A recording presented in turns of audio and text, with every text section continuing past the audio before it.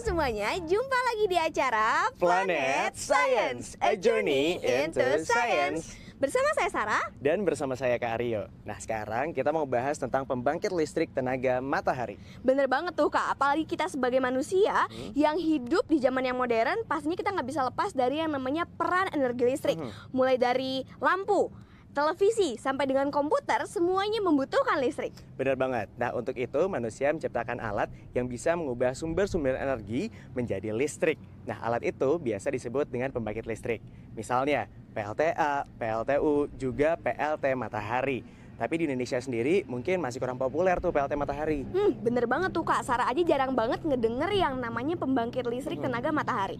Emangnya matahari bisa ya Kak dijadikan sebagai sumber energi listrik? Wah kalau mau tahu jawabannya mending kita simak aja yang satu ini.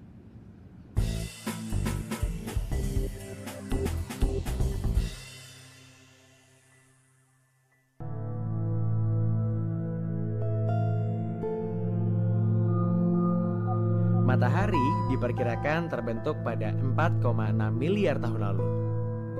Kepadatan massa matahari adalah 1,41 berbanding massa air. Volume matahari 1.306.000 kali volume bumi. Bobotnya diperkirakan 333.420 kali bobot bumi. Matahari atau yang kita kenal dengan sang surya adalah suatu bola gas yang pijar dan bentuknya tidak bulat betul. Matahari adalah bintang yang terdekat dengan bumi yang berjarak rata-rata 149.680.000 km. Bersama ke-8 planet lainnya, matahari membentuk tata surya. Matahari merupakan anggota tata surya yang paling besar karena 98% massa dari tata surya terkumpul pada matahari. Matahari sering disebut sebagai sumber kehidupan. Tentu ada banyak alasannya. Energi pancaran matahari telah membuat bumi tetap hangat bagi kehidupan. Membuat udara dan air di bumi bersirkulasi, tumbuhan bisa berfotosintesis, dan banyak lagi fungsi dari matahari untuk kehidupan bumi. Sinar matahari bersama dengan perputaran bumi menghasilkan siang dan malam. Matahari juga menyebabkan tumbuh-tumbuhan bisa berfotosintesis. Matahari juga menyebabkan adanya sirkulasi air dan udara. Dan termasuk yang paling penting adalah matahari bisa menghasilkan energi listrik. Nah, yang kita kenal dengan pembangkit listrik tenaga matahari. Energi surya atau matahari telah dimanfaatkan di banyak belahan dunia, dan jika dieksploitasi dengan tepat, energi ini berpotensi mampu menyediakan kebutuhan konsumsi energi dunia saat ini maupun dalam waktu yang lebih lama. Energi yang terkandung dalam sinar matahari adalah panas matahari sendiri dan fotovoltaik. Foto artinya cahaya dan voltage artinya tegangan. Fotovoltaik tenaga matahari melibatkan pembangkit listrik dari cahaya. Proses ini menggunakan bahan semikonduktor yang dapat disesuaikan untuk melepas elektron, partikel bermuatan negatif yang membentuk dasar listrik. Bahan semikonduktor yang paling umum dipakai dalam sel fotovoltaik adalah silikon, sebuah elemen yang umum ditemukan di pasir. Semua sel fotovoltaik mempunyai paling tidak 2 lapisan semikonduktor seperti itu. Satu bermuatan positif dan satu bermuatan negatif. Sistem fotovoltaik tidak membutuhkan cahaya matahari yang terang untuk beroperasi. Sistem ini juga membangkitkan listrik di saat hari mendung, dengan energi keluar yang sebanding ke berat jenis awan. Saat ini, sudah menjadi hal umum piranti kecil seperti kalkulator menggunakan solar cell yang sangat kecil. Sel fotovoltaik juga dapat digunakan untuk menyediakan tenaga maksimum ke gedung pada saat hari di musim panas ketika sistem AC membutuhkan energi yang besar. Potensi daya listrik yang dihasilkan oleh sinar matahari adalah sekitar 1.370 watt per meter persegi, yakni setara dengan rata-rata daya listrik satu buah rumah. Sumber energi ini merupakan suatu pembangkit tenaga termonuklir yang di dalamnya terjadi proses fusi nuklir yang mengubah hidrogen menjadi helium. Energi yang dipancarkan oleh setiap meter persegi permukaan matahari adalah 65.000 kilowatt.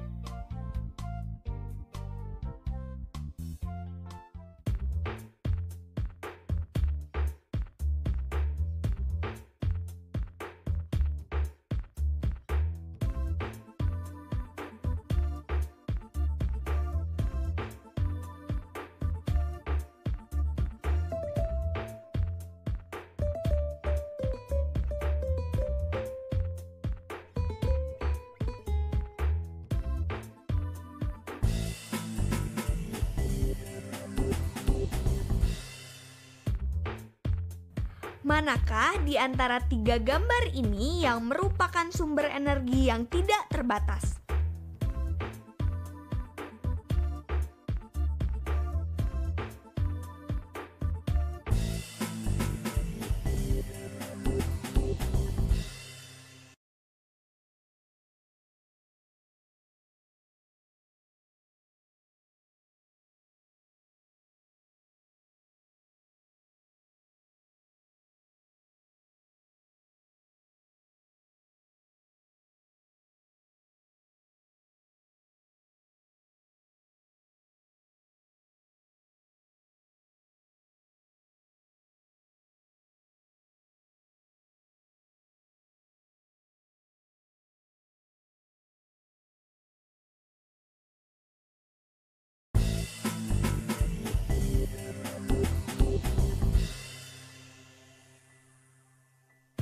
Manakah di antara tiga gambar ini yang merupakan sumber energi yang tidak terbatas?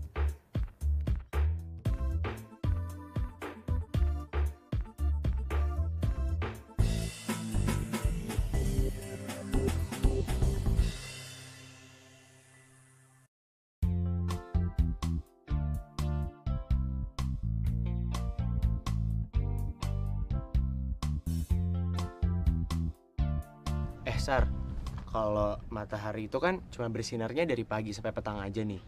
Berarti kalau malam PLT mataharinya nggak bisa diambil energinya dong? Ya juga ya kak, kalau misalnya kita menggunakan PLT matahari, berarti kalau malam-malam listriknya bisa langsung mati gitu ya kak ya? Masa sih?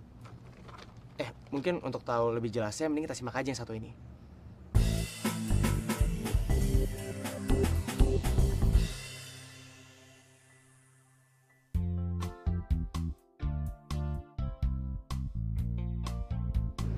Karena pembangkit listrik tenaga matahari sangat tergantung kepada sinar matahari, maka perencanaan yang baik sangat diperlukan. Perencanaannya terdiri dari yang pertama, berapa jumlah energi atau KWH yang dibutuhkan dalam pemakaian sehari-hari. Dan yang kedua, berapa besar energi yang dihasilkan solar panel untuk memperhitungkan berapa jumlah panel surya yang harus dipasang. Nah, tapi ada beberapa saat ketika sinar matahari tidak tersedia, misalnya ketika malam hari. Untuk itu, kita perlu menambahkan baterai yang akan membantu untuk mensuplai kebutuhan dari beban. Nah, baterai ini nantinya bisa diisi di siang hari oleh kelebihan energi yang dihasilkan oleh solar panel. Untuk instalasi listrik tenaga surya sebagai pembangkit listrik, diperlukan komponen sebagai berikut. Solar panel. Solar panel mengkonversikan tenaga matahari menjadi listrik.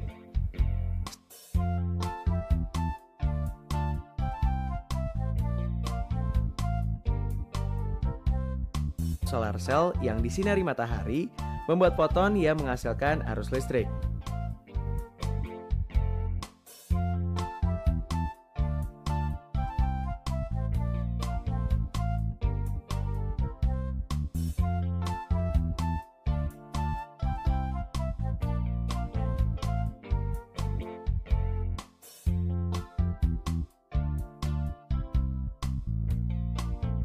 Sebuah solar cell menghasilkan kurang lebih tegangan 0,5 volt. Jadi, sebuah panel surya 12 volt terdiri dari kurang lebih 36 sel untuk menghasilkan 17 volt tegangan maksimum.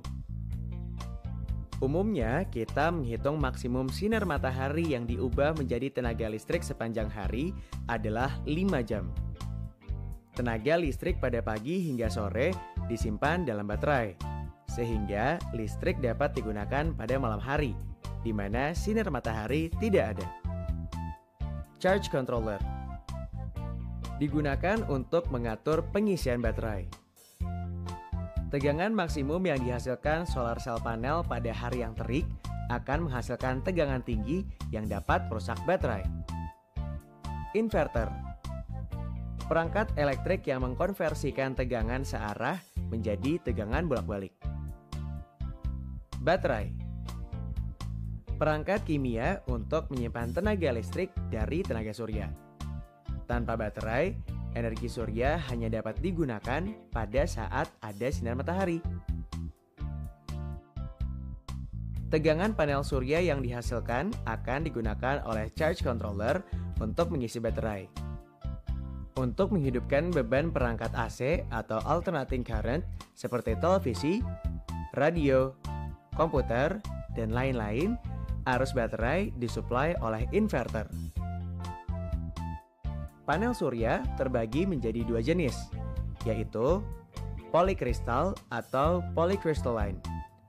Merupakan solar cell panel yang memiliki susunan kristal acak.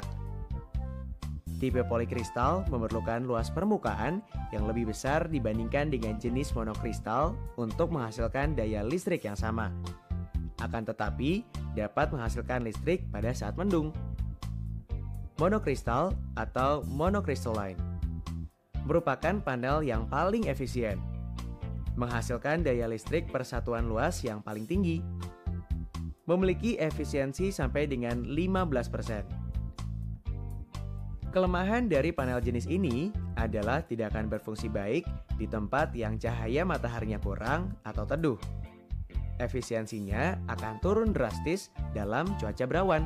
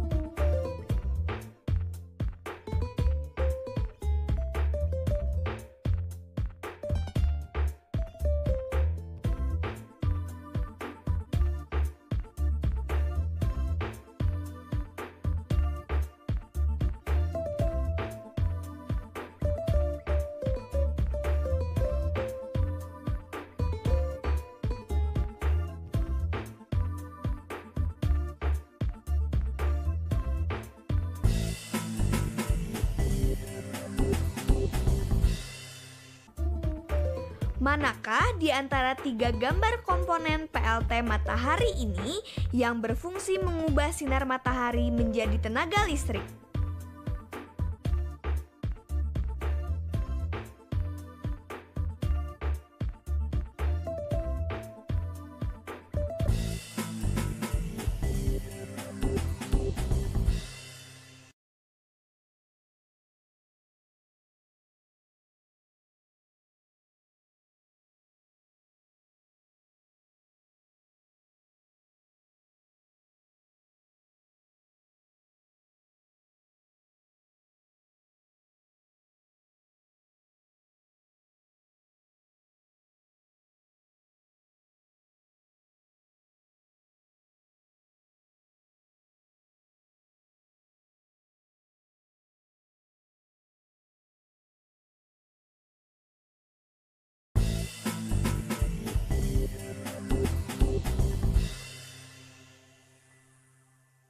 Manakah di antara 3 gambar komponen PLT matahari ini yang berfungsi mengubah sinar matahari menjadi tenaga listrik?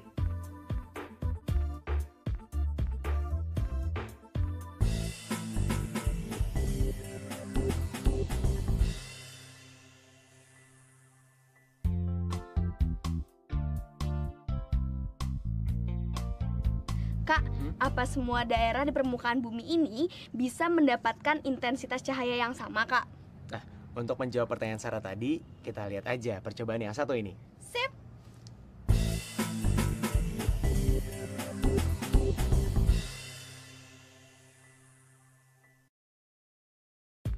Kali ini kita akan mengadakan eksperimen mengukur konsentrasi cahaya matahari. Alat dan bahannya adalah sebagai berikut. Senter, penggaris, kertas dengan ukuran kotak 0,5 cm. Dan yang terakhir adalah spidol. Cara kerja: di atas meja, tempelkan salah satu ujung penggaris ke senter sehingga ujung yang satunya berjarak 10 cm dari lampu senter. Nyalakan senter. Gambarlah lingkaran yang terbentuk dari senter.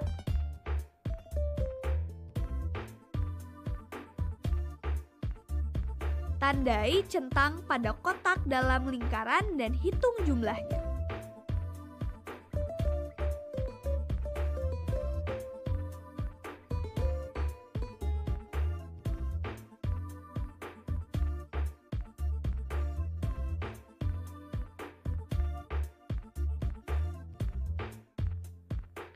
Hasil perhitungan sebagai berikut.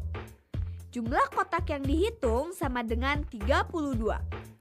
Luas tiap kotak sama dengan panjang dikali lebar, sama dengan 0,5 cm dikalikan 0,5 cm sama dengan 0,25 cm.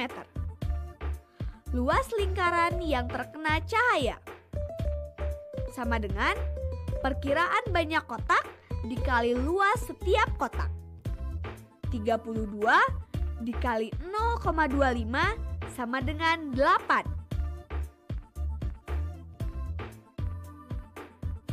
Dalam eksperimen ini ditunjukkan sinar senter yang tegak lurus dengan permukaan kertas. Ketika sebuah sumber sinar menyinari permukaan dari sebuah sudut, maka cahayanya akan tersebar ke tempat yang lebih luas. Dengan demikian, semakin kecil wilayah yang terkena sinar matahari, maka akan semakin besar intensitas radiasinya.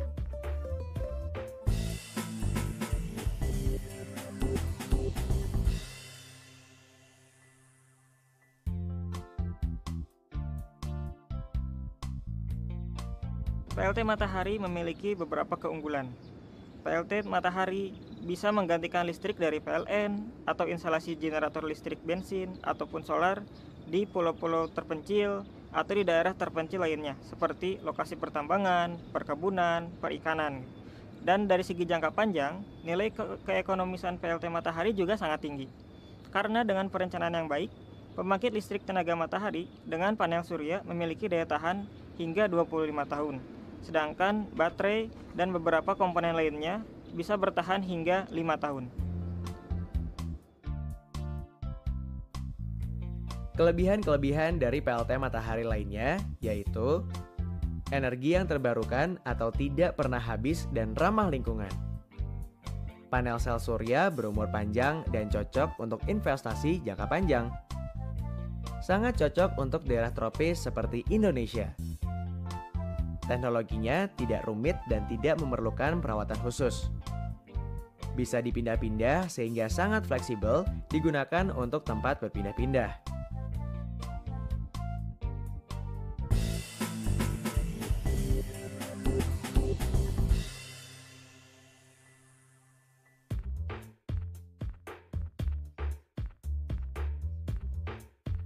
Pemeliharaan panel sel surya tidaklah rumit. Cukup dengan 2 langkah mudah. Panel sel surya akan berfungsi dengan optimal.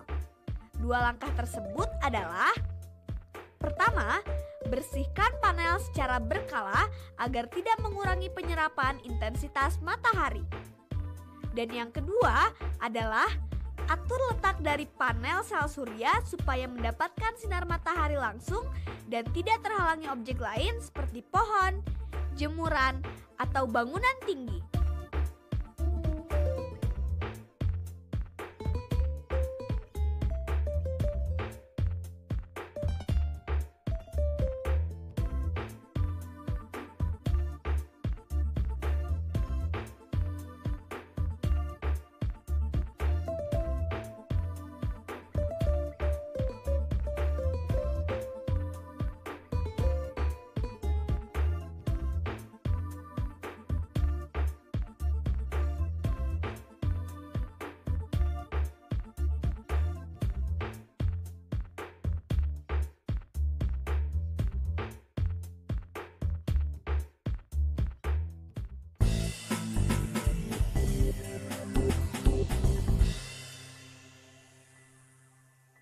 Nah, udah kita simak kan sekelumit tentang PLT matahari atau PLT surya.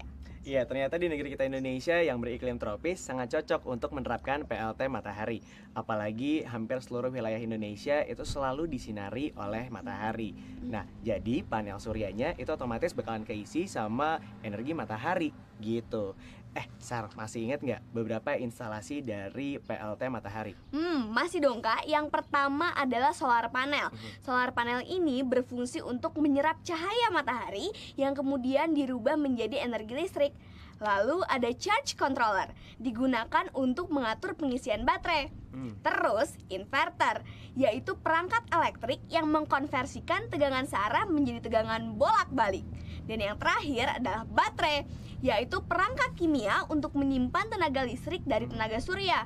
Tanpa baterai, energi surya hanya dapat digunakan pada saat ada matahari saja, Kak. Wah, masih ingat. Kalau jenis-jenis dari solar panel masih ingat nggak?